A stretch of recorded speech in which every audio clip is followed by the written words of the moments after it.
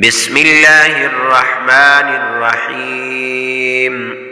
لم يكن الذين كفروا من أهل الكتاب والمشركين منفكين حتى تأتيهم البينة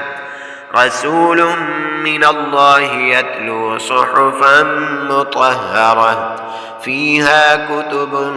قيمة وما تفرق الذين أوتوا الكتاب إلا من بعد ما جاءتهم البينة وما أمروا إلا ليعبدوا الله مخلصين له الدين حنفاء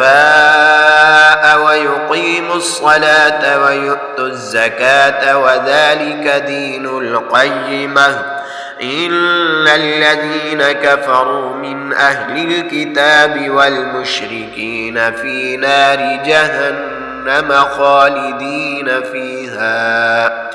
أولئك هم شر البرية إن الذين آمنوا وعملوا الصالحات أولئك هم خير البرية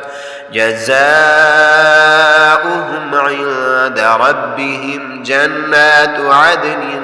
تجري من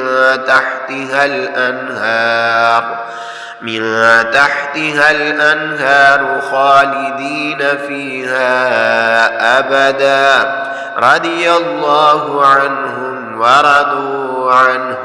ذلك لمن خشي ربه.